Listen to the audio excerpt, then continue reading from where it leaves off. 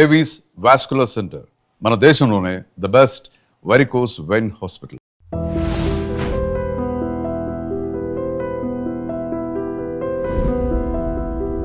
అసలు మీరు క్యారెక్టర్స్ని ఇంట్రడ్యూస్ చేసే విధానమే, వాళ్ళిద్దరు అనాథలు, వాళ్ళకి ఏదో బీచ్లో పాడుకుంటూ ఉంటారు, మేరా జూతా హై జపానీ అనుకుంటూ.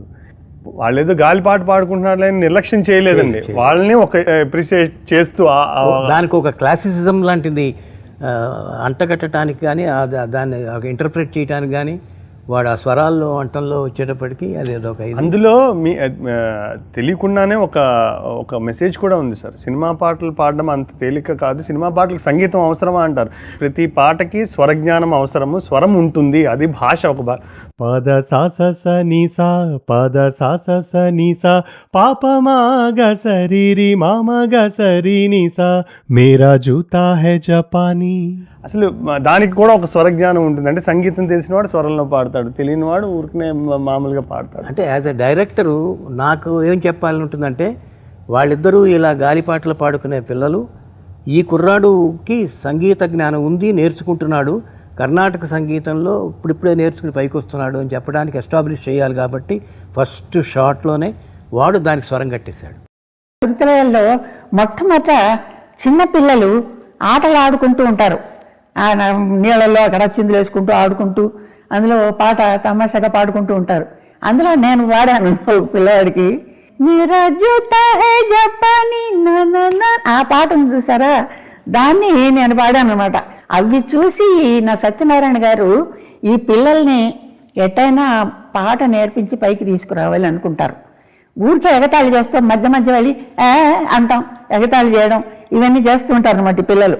చేస్తుంటే ఆయన వీళ్ళేదో మొత్తానికి వీళ్ళలో ఏదో ఉంది అని కనిపెట్టి ఈ పిల్లల్ని వృద్ధిలోకి తీసుకురావాలని వాళ్ళకి సంగీతం నేర్పించి వాళ్ళని పెద్దవాళ్ళని చేస్తాడు. నిజంగా అది శృతిలయలు చాలా బాగుంది పిక్చరు.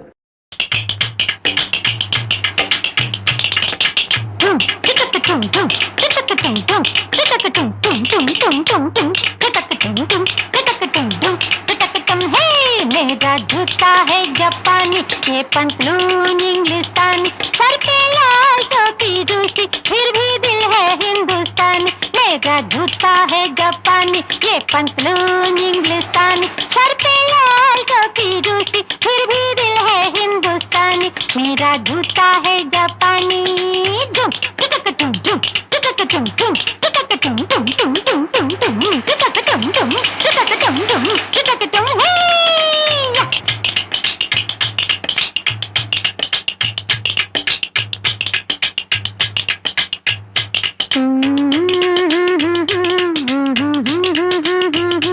పద సా స ని స స, పద సా స స ని స, పాప మాగ సరి రి మామగ సరి ని స. ఆహా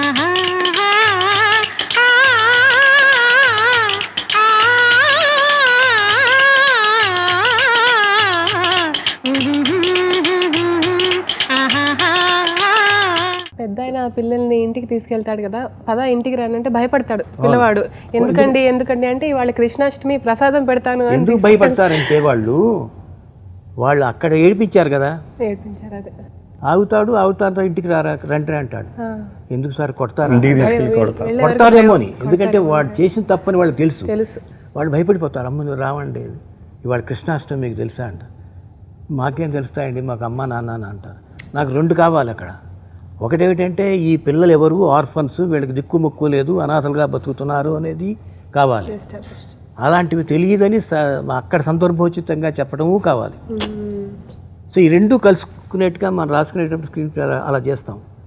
అప్పుడు ఎంత మంచి డైలాగులు కూడా ఉంటాయో అక్కడ. వీడు యాక్చువల్గా చూసేసిన తర్వాత ఏమిటిదంటే, ఆ అబ్బాయి ఇప్పుడు లేడు, చచ్చిపోయాడు అని చెప్పేటప్పుడు కుర్రాడు ఇంకా అలాంటి చనిపోయిన కుర్రాడిని ఏడిపించినట్టుగా ఇతను మళ్ళీ పాడాడు. ఆయన మనసు ఎంత కిచ్చిపడి ఉంటుంది, ఎంత బాధపడి ఉంటుంది. అందుకని పారిపోతాడు వాడు ఏమిటి బాబు ప్రసాదం తీసుకుంటానే వెళ్ళిపోతున్నారు అంటాడు.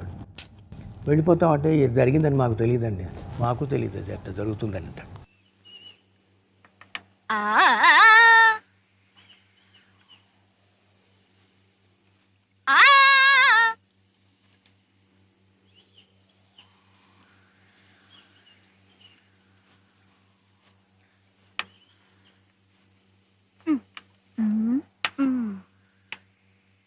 లల్లల్లా.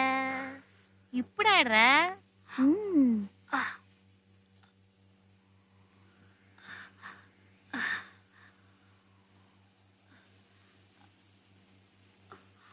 ఏమిటి సార్? ఎందుకు సార్? ఎక్కడికి సార్? మా ఇంటికి వెళదాం. అక్కడికి తీసుకెళ్లి కొడతారా సార్? లేదురా, ఇవాళ కృష్ణాష్టమి, నీకు తెలుసుగా. మాకెలా తెలుస్తుంది సార్? మాకు అమ్మ నాన్న ఎవ్వరు లేరుగా. అందుకే కాస్త ప్రసాదం తీసుకువెళదు గాని. సార్ నిజంగా ప్రసాదానికేనా సార్?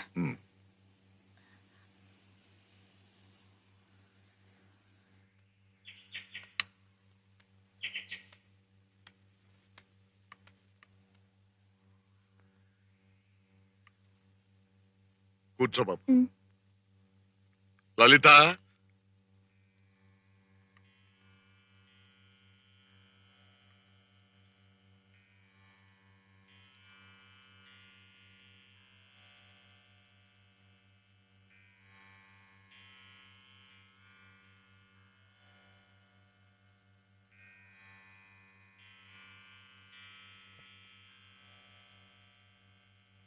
ఇదేంటి ఆ అబ్బాయి ఫోటోకి దండ వేశారేంటి? ఆ అబ్బాయి చచ్చిపోయాడుగా.